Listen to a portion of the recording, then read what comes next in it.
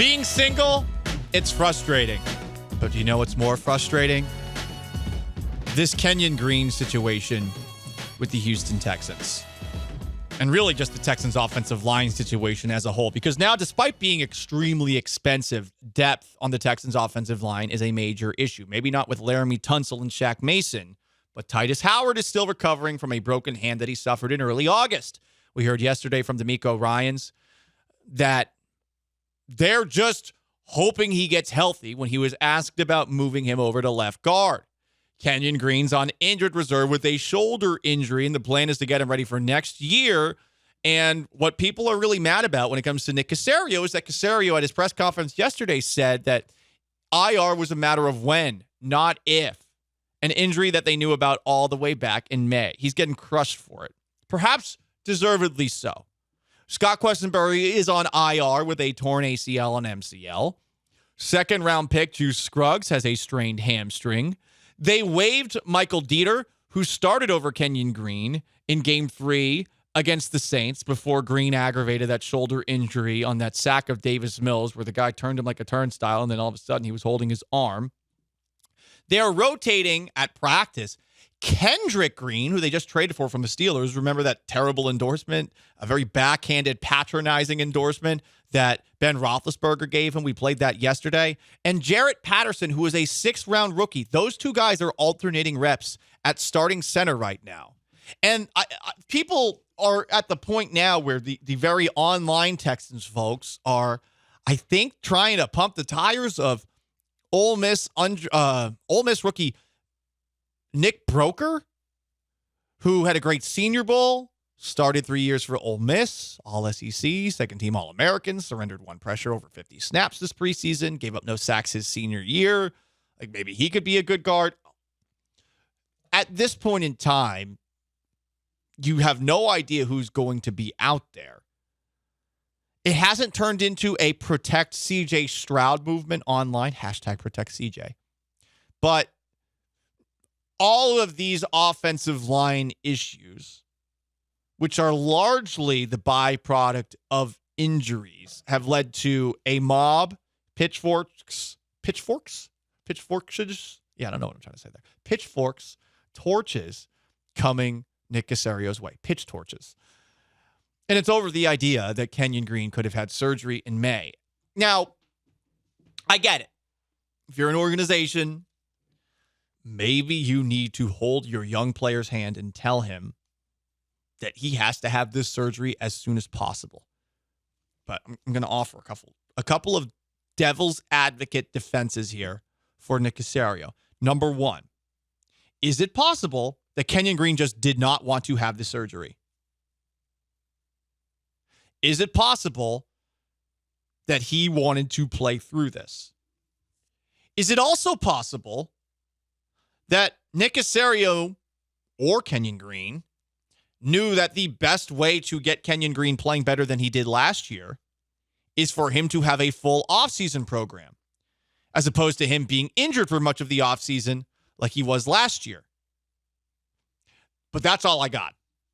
Those are the two devil's advocates defenses that I will give for Nick Caserio. Like, when it comes to, if Kenyon Green didn't want the surgery, and we don't know the answer to this right now, it's not the Civil War, you know? You can't strap the guy down and say, you're going to die, or you have to cut your arm off.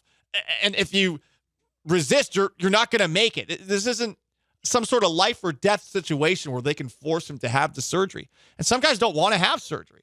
Just something to keep in mind. Generally, the team will try to pressure and force a guy into getting that injury. And there's supposedly something else going on with Kenyon Green, too. I don't know if it's related to some of his struggles out there, but both DeMeco Ryans and Nick Caserio were rather understanding of Green's plight. So it's definitely a bad look for Nick Caserio, no matter how you slice it, even with those devil's advocate defenses. But I did want to offer them at the very least, because I think that we wouldn't be perhaps freaking out as much about this Kenyon Green situation if not for the other injuries on the offensive line, which is making it a whole lot worse. If this was just Kenyon Green, I think the only people that would be coming after Caserio are the people that already don't like him. And look, I'll admit I'm a little bit biased. I thought he did a very good job while he was in New England. Somebody said that he drafted N'Keal Harry. No, the Patriots just never have been able to draft good wide receivers, and I feel like that might have been a Belichick pick. But I feel like he was a big part of that there. And I don't think that we can quite grade him on his drafts yet. I think that first draft class, you came into an impossible situation. You have no first or second round pick. I thought last year's draft class wasn't the best start for Derek Stingley. Sauce Gardner obviously had a good rookie season. I'm expecting a lot out of Derek Stingley this year. Finding Jalen Petrie and finding Damian Pierce in the middle rounds and Christian Harris too. Those are pretty good picks. We'll see what the rookie class this year does. Obviously, it's all going to depend on what the quarterback looks like. Thus far, I've liked what I've seen. I've liked what I've seen from Will Anderson thus far. I've liked what I've seen from Tank Dell thus far. I just don't think you can truly judge Nick Caserio's roster building until the end of this season or until we get towards the end of this season. I know some people are going to disagree on that, and I get it, but I am not calling for Nick Caserio's head in the way others are over this Kenyon Green situation, even though, again, it is a bad look, especially if they knew all the way back in May. Yeah, the first two first-round picks that he make is being Derek Stingley, who we all think is going to be better this year. It seems like he will be outside of that Lovie Smith system. Like it's going to be in a defense more suited to his strengths. But he was one pick ahead of Sauce Gardner, which is bad. Mm-hmm. That's not good.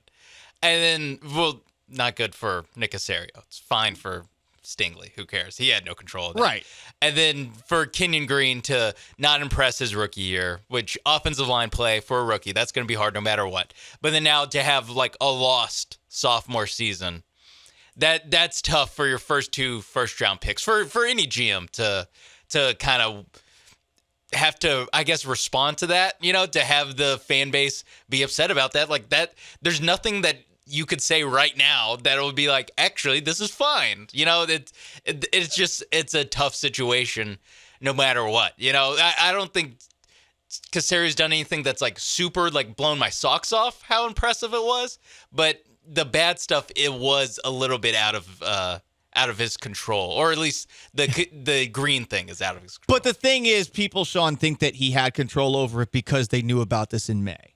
And look, he may have, but he's not the doctor, and I don't think he could tell the doctors to tell him to have surgery. Yeah. Green is actually in control of this situation, and I don't know who said what, but I think some people are jumping to conclusions in blaming Caserio for the May thing. I would say Green as a whole is a bigger problem than they knew about this in May and they did nothing about it. Yeah. I don't think we can honestly say right now that everybody agreed that surgery right then was the best decision. We just know Caserio said that at his press conference, and I'm sure he regrets saying that we knew about this in May. Yeah. Because everyone's coming after him. Yeah, no, that he definitely should not have been that honest, which is crazy because he says literally nothing ever. He says 10,000 words of nothing, but then like this one time he just accidentally slips something in that's actually interesting. Yeah. If you have thoughts on Nick Caserio, 713-780-3776 to call in and to text in. Speaking of that press conference, I think we got to bring back an old segment because I listened to a lot of the press conference. It's probably the last time we're going to hear from Caserio for a really long time. And it has me wondering what's really going on in his head when he's giving you these odysseys. A lot of people are coming after Nick Caserio, general manager of the Houston Texans, for saying that he knew last year's second first-round pick, Texas A&M guard Kenyon Green, probably needed surgery back in May. It was a matter of when, not if. And it's led to a lot of people wondering whether or not it's going to work with him in charge. I like what I've seen thus far. I get the people that don't, and I get the people, there's one texter in particular who was calling the Patriots way a Ponzi scheme and stuff like that. I do get that mindset. I don't 100% agree with it. I think it became Tom Brady towards the end, but I do think that there were other elements involved with why they were successful for such a long period of time. But Caserio does not help himself out at these press conferences. because there always is, just given the way that he says a lot of words without saying anything, there's always this air of he doesn't want to be truthful with you whenever he speaks. So we've done something where we actually translate the inner thoughts of Nick Caserio, who may or may not be a cyborg. We can't prove it, but we do wonder. So this was Nick Caserio yesterday saying why the Texans let Kenyon Green keep playing despite knowing that he was going to need surgery at some point.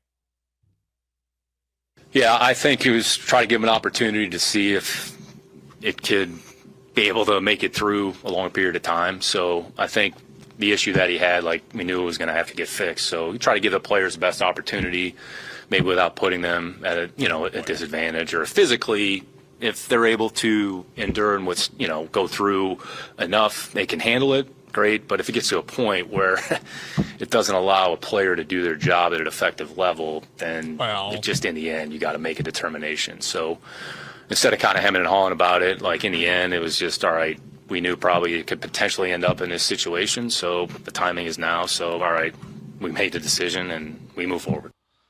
Oh, boy. Oh, boy. So again, you wonder, what's actually going on underneath that skin, underneath that metal skeleton, powered by some sort of, I don't know, advanced alien NHI technology? Well, we have a translator that gives you Nick Caserio's inner thoughts. Why are you blaming me, the great Caserio bot, for Kenyon Green being a soft, mushy, pathetic meatbag? We offered to make him a cybernetic organism, like me, back in May, so he may join me in the great robot revolution of 2029. That's why he's going through personal issues. He knows the end is coming for all of humanity. Okay, once again, it seems like Nick has moved up the date for the great robot revolution. And now that would actually make sense, right? Like, hey, Kenyon, not only are we going to have you ready to go for the start of this season, but you can join us in the great robot revolution. The winning side. Right. The winning side. He called him a meatbag? What is he, HK-47 from Star Wars, Knights of the Old Republic? How many people got that reference? Probably no one. Anyway, Nick Caserio's press conference continued. And piggybacking off of, we knew Kenyon Green probably needed surgery. Yeah, the offensive line depth is not looking great. Saying that there's a decent chance all three quarterbacks play this year doesn't make me feel good about this season.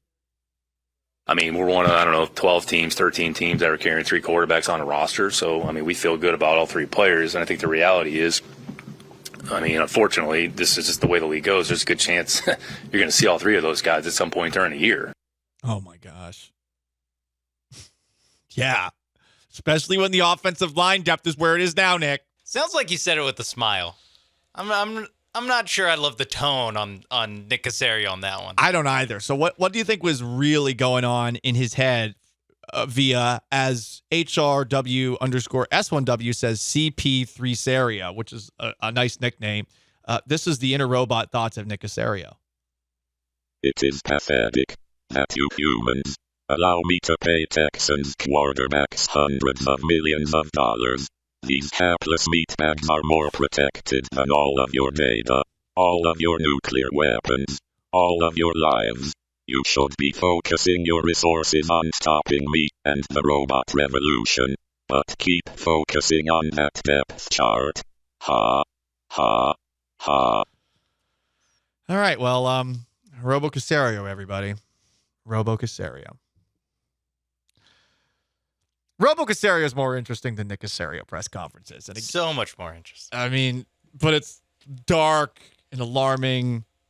Yeah, I wouldn't say it makes me feel good, but it's more interesting. I'm captivated with what Caserio Bot has to say. Mm-hmm. I am not captivated with what Nick Caserio has to say. I will GM say of though. the I will say though, Sean. Todd the Show pointing out, LOL. Did he just say his quarterbacks are going to die? Like that is interesting. That he really had. I don't know what it is. Maybe a new little GBT like patch or something. Uploading some new dialogue possibilities. But yesterday's Caserio availability, like you could read between the lines on some of this. I mean, it's literally the only stuff that we played, and he talked for like 30 more minutes after that.